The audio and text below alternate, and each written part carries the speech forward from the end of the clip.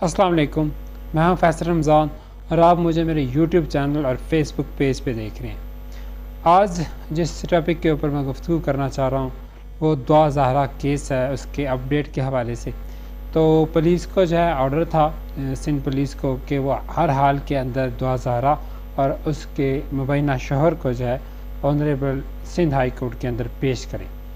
तो पुलिस ने उसको बरामद किया और आज उनकी पेशी थी, उनको जो है कोर्ट के अंदर पेश किया गया।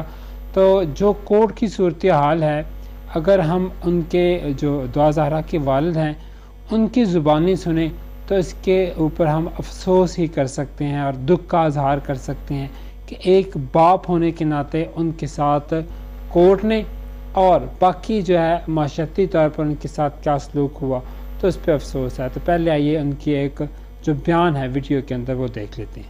अस्सलामुअलैकुम। ये वीडियो सबके लिए है, जितने भी यूट्यूबर्स हैं काइंडली से जितना शेयर कर सकते हैं करें। आज कोर्ट रूम में, आज कोर्ट के अंदर जज साहब ने ह्यूमैनिटी की बेसिस के ऊपर बच्ची से कोर्ट रूम में जो रूम होता है कोर्ट में, उधर बच्ची से मेरी मुलाकात कराई, मेरी और मेरी वाइफ की, यानी बच्ची के माँ बाप से बच्ची की मुलाकात कराई। वहां पर बच्ची मेरे गले लग के रोई। उसने जो है, मैंने उसे जब प्यार से सारा उसके ऊपर जो अंडर प्रेशर स्टेटमेंट्स देती रही थी, मैंने उसे प्यार से बात की, प्यार से सीने से लग के मेरे रोई। उसके बाद मैंने उसे कहा कि जज साहब के सामने चल के बेटा स्टेटमेंट दे दो कि मैं अपने घर वालों के साथ जाना चाह रही हूँ। उसने कहा ठीक है। इतनी देर में पुलिस वहां खड़ी थी सामने, वो देख रही थी लेडी पुलिस वाली, और उतनी में देर में पुलिस वाले आए हैं। उन्होंने कहा जनाब आपका टाइम पूरा हो गया, बस इतना ही था। अभी मैं 5-7 मिनट का टोटल टाइम मुलाकात हुई थी।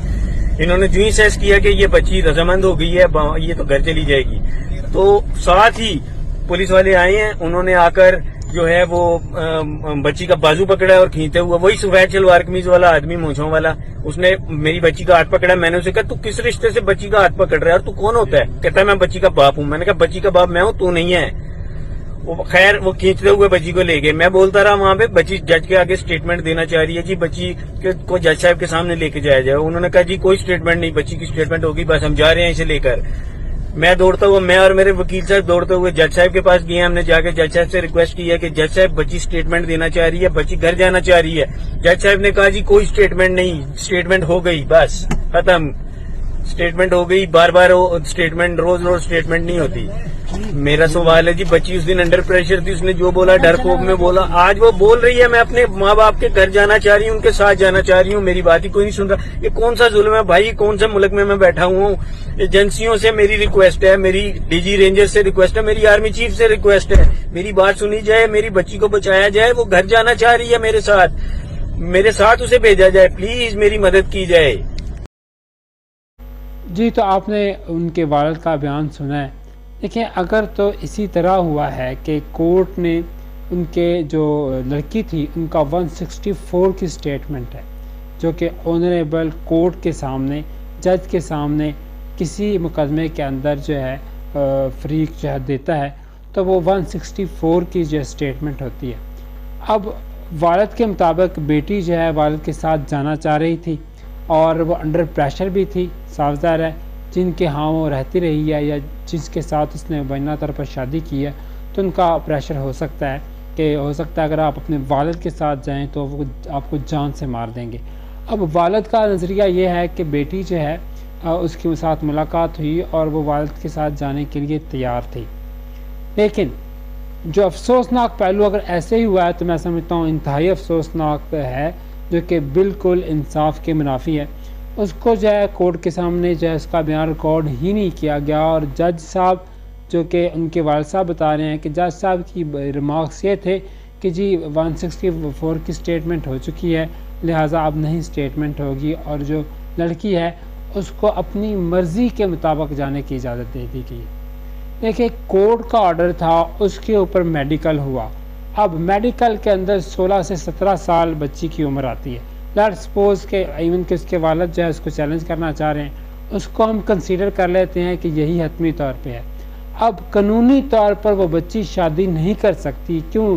पाकिस्तान का जो मुस्लिम फैमिली एक्ट है मैरिज के हवाले से, वो 18 साल उम्र बताता है, और इस केस के अंदर लड़की की उम्र मेडिकल बता रहा है कि 16 से 17 साल है, तो इस लिहाज से किस तरह बच्ची को इजाज़त दी जा सकती है कि वो अपनी मर्ज़ी के साथ किसी के साथ भी चली जाए।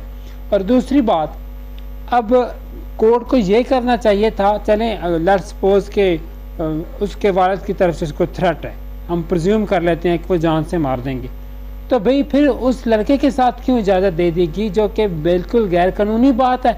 वो लड़की थी ही जब 16 से 17 साल की एज़ पर जो है मेडिकल जो है रिपोर्ट, तो उसको किस तरह से इजाज़त दे दी गई कि वो अपना फ़ैसला खुद कर ले। तो उसको दारुल अमान भेजना चाहिए था, जो कि मैं समझता हूँ विद ड्यू रिस्पेक्ट कोर्ट ने उसके वालिद के साथ गलत किया है। अब ये इस केस का जो है हमारे माशरे के ऊपर जो है इंतहाई नेगेटिव इम्पैक्ट है। एक लड़की देखें जो कि बिल्कुल नासमझ है, इस सोशल मीडिया के ऊपर प्यार मोहब्बत का वो शिकार होती है, कराची से चलती है और लाहौर पहुंचती है, वहाँ पर वो शादी करती है। और वैसे ही हमारे वकला हैं वो निकाहनामे के ऊपर तकरीबन 18 साल उम्र रखते हैं, और उसके बाद जो उम्र का तयन हो जाता है तो वो बच्ची कम उम्र निकलती है। तो इस लिहाज से मैं समझता हूँ ये जो फ़ैसला है बिल्कुल गलत फ़ैसला किया गया है। इसके अंदर या तो सबसे पहले कि उसके वालिदैन के साथ भेजा जाता, या फिर उसको दारुल अमान भेज दिया जाता, और जब उसकी 18 साल से ज़ायद उम्र होती तो उसको फिर कहा जाता कि जो आपकी मर्ज़ी है फिर कर लें एज़ पर लॉ। तो ये जो केस है इसका इम्पैक्ट बहुत ज़्यादा हमारे माशरे के ऊपर बुरा है, क्योंकि देखिए बच्चियाँ आजकल उनकी एज होती कितनी है, उनको समझ ही कितनी होती है, उनको पता ही क्या होता है कि ज़िंदगी क्या है, शादी किस नाम की चीज़ है। और छोटी सी उम्र के अंदर वो घर से भाग के अपने वालिदैन की इज़्ज़त को तार तार करके और पूरी ज़िंदगी को उनको रोक लगा के अपनी नफसानी ख्वाहिशात की तकमील की खातर चली जाती हैं। तो कोर्ट को भी चाहिए कि देखे क्या कि इनकी ये मैरिज बनती भी है या नहीं बनती। तो मैं समझता हूँ ये जो फ़ैसला है कि जो बच्ची को कहा गया कि आप अपनी मर्ज़ी से जा सकती हैं, ये आपने इंतहाई जो है बुरा रास्ता खोला है। ऑलरेडी हमारे मुल्क के अंदर ये सिचुएशन बड़ी जो है सीरियस है कि कम उम्र बच्चियाँ अपने वालिदैन की इज़्ज़त को तार तार करते हुए चली जाती हैं और फिर अपनी मर्ज़ी से जाके शादी कर लेती हैं। देखें अब इसका जो है इम्पैक्ट हमारे माशरे के ऊपर इंतहाई नेगेटिव पड़ रहा है। वालिदैन तब कसूरवार होते हैं जब बच्ची की उम्र मैं समझता हूँ 18 साल से ज़्यादा एक्सीड कर जाती है, वो 20-25 साल तक हो जाती है, और वालिदैन तैयार नहीं होते कि वो उनकी शादी किसी जगह कर दे। अब इस केस के अंदर इंतहाई अफसोसनाक अमर जो है कि अभी बच्ची की उम्र 18 साल से कम है, तो वो किस तरह डिसाइड कर सकती है। आपने खुद ही उनका मेडिकल करवाने के लिए कहा है। अब मेडिकल के अंदर ये चीज़ प्रूवन है कि वो उसकी जो एज है 16 से जो है 17 साल है, तो वो किस तरह से फ़ैसला कर सकती है। तो इस लिहाज से मैं समझता हूँ कि हमारे जो ऑनरेबल कोर्ट्स होते हैं, जब इस किस्म के इस्तगासे उनके सामने आते हैं तो उनको चाहिए कुछ माशरती हक़ाइक़ और वालिदैन के दर्द को भी सामने रखें और देखा करें कि आया कि इनका उस शख्स के साथ जाना बनता भी है नहीं बनता, वालिदैन का कोई कसूर है या नहीं कसूर, ताकि वालिदैन को उस रोग से बचाया जा सके। और हमारे माशरे के अंदर फैलती हुई ये जो बुराई है, मैं समझता हूँ कि छोटी सी बच्चियाँ होती हैं और वो जाकर अपनी मर्ज़ी से शादी कर लेती हैं, तो हमारे माशरे के अंदर इसका बहुत ज़्यादा बुरा असर हो रहा है। मेरी दुआ है कि अल्लाह ताला हमारी तमाम बहनों और बेटियों की इज़्ज़त को महफूज रखे और अपने वालिदैन को अपनी हयात के अंदर अपने हाथों से उनको रुखसत करने की तौफीक अता फरमाए। अगर वीडियो अच्छी लगी हो तो इसको ज़रूर शेयर कीजिएगा और कमेंट सेक्शन के अंदर जाके बताइएगा कि किस तरह से इसके अंदर मैं मज़ीद इम्प्रूवमेंट ला सकता हूँ। जज़ाकल्लाह।